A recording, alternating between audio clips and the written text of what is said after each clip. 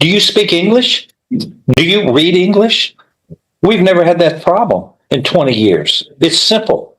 We go over it. He goes over it with me, and I go over it. Happened on the day you committed the offense. Your response was nothing. Nothing happened. Congratulations. You're the first literate person who can't understand any of this. You pleaded guilty under oath. We went over it slowly and methodically. That sounds like perjury. Yeah, lying under oath. And we're going to figure out if there's some sinister motive behind all of this.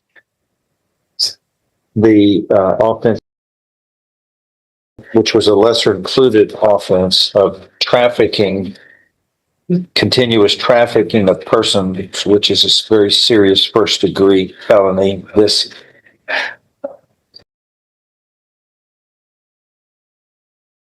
is a Before a single sentence is even finished in this courtroom, the judge already knows something is off. This isn't just a routine plea hearing. This is a defendant trying to rewrite sworn testimony in real time, and a judge who absolutely refuses to let that slide. What starts as a standard guilty plea to a reduced charge quickly spirals into accusations of dishonesty, possible perjury, and a sudden attempt to walk everything back. We're talking about a case that was originally headed toward a first-degree felony trafficking charge, serious prison time, decades on the line, reduced through negotiation to a capped sentence. And yet, despite having every reason to stay quiet and move forward, the defendant claims he didn't understand what he signed, after admitting under oath that he did. So here's the question that hangs over this entire hearing. Is this confusion or strategy? Is this buyer's remorse or something more calculated? Because judges don't just lose patience, they lose trust. And once that happens, everything changes. Stay with us, because what unfolds next turns a plea deal into a potential courtroom disaster. second degree felony. And the agreement was reached here by the parties that whatever sentence shall not exceed a cap of 10 years in prison. So there are some variations that go with this.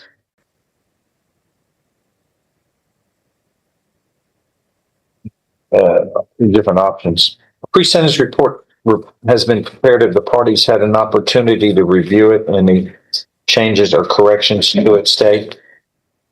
I've reviewed. I have no changes, Your Honor. I've reviewed it, Judge. I have a motion, I guess. Go ahead. Ask that we withdraw the plea. What a waste, this is a waste. But I know, here's his version. What happened on the day you committed the offense? Your response was nothing. Nothing happened. But you pleaded guilty under oath in front of this court. Were you lying during your plea of guilty to me, or did you lie to the pre-sentence officer when you said nothing happened? Which one? Which one, sir? You can't say both of them. Which one? I'm sorry? Well, I don't even know what I was signing. You didn't know what? You didn't know what you were signing, Judge. It was at this moment that he knew. He fucked up. This right here is the moment everything collapses. The judge does something incredibly effective and devastating from a legal standpoint. He forces the defendant into a binary choice. You were either truthful under oath then, or you're lying now. There is no third option, and that's why this exchange is so powerful. When someone pleads guilty, the court goes out of its way to ensure the plea is knowing, voluntary, and intelligent. That's why judges ask repetitive questions. That's why everything is slowed down.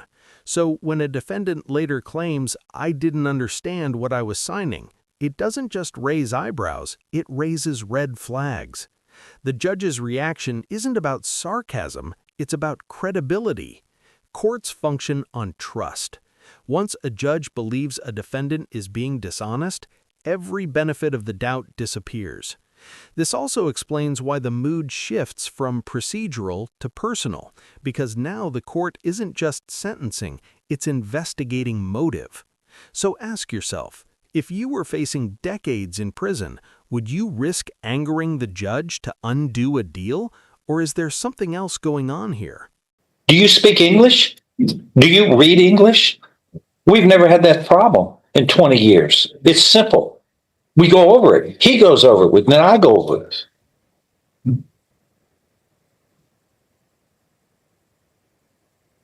Congratulations, you're the first literate person who can't understand any of this. You pleaded guilty under oath. We went over it slowly and methodically. That sounds like perjury. Yeah, lying under oath.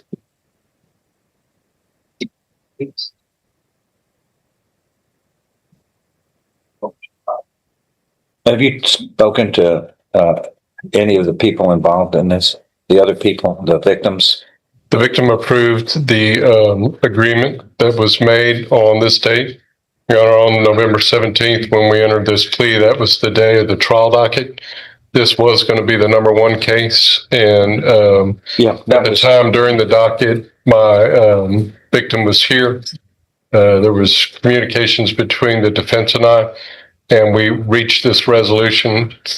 And so to say I'm disappointed in the what do you want? What statement? What do you say? He's asking to withdraw the plea. I believe I'm obliged to do that. And here's what we're going to do is, it was set for trial. Yes, sir. And I want it in 2 weeks. Can you be ready in 2 weeks? 3 weeks? I want to try this case, Judge. I want to hold him responsible. I know we were all ready that day. What will it take to get ready? That's what I need to find out. If I first given some latitude moment. If I can be given some latitude to get that answer. Let me find out. Yes, sir. I want to know if you had any contact with any of the people involved. Let me know. Then we'll have a bond hearing immediately, and we'll deal with that. But this is very bizarre. This never happens, and we're going to figure out if there's some sinister motive behind all of this. Because nobody has ever said, I can't understand English. I can't understand the methodical method that we go through in doing a plea, and I didn't understand that. That never happens. By the end of this hearing, the plea deal is effectively dead, and the consequences are immediate. The judge makes it clear, once sworn statements are contradicted, trust is gone. That's why the court orders GPS monitoring, demands immediate answers about potential contact with victims or witnesses, and fast-tracks this case back toward trial. What could have been capped at, by the end of this hearing, the plea deal is effectively dead, and the consequences are immediate. The judge makes it clear, once sworn statements are contradicted, trust is gone. That's why the court orders GPS monitoring, demands immediate answers about potential contact with victims or witnesses, and fast-tracks this case back toward trial. What could have been capped at 10 years now reopens the door to far more severe sentencing exposure. This case is a textbook example of why plea hearings are treated with such gravity. Judges aren't trying to trap defendants, they're trying to protect the integrity of the process. When someone attempts to reverse course by claiming confusion after the fact, the system responds firmly and often harshly. The broader takeaway? Words matter in court. Oaths matter even more. And once credibility is lost, every decision that follows becomes stricter, faster, and far less forgiving. That's why you've gotten my attention. Dishonesty. One of these is a 20-year possible sentence. The other is 10. He was looking at 30 years in prison. Judge, this man has no GPS monitor on him. I believe that Your Honor would have done that had that been brought to your attention. I was going to do that if the case was not reached. Since we reached a resolution, I did not request any additional changes. I would ask that you look at that in light of the fact that the original offense is trafficking, and we need to know where this man's whereabouts are.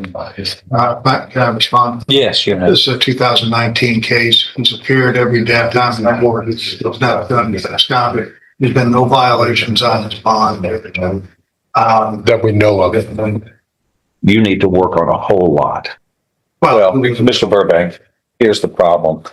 You're asking me to trust him after what he just said, after what has happened in this plea hearing? No, I'm sorry. That's bizarre.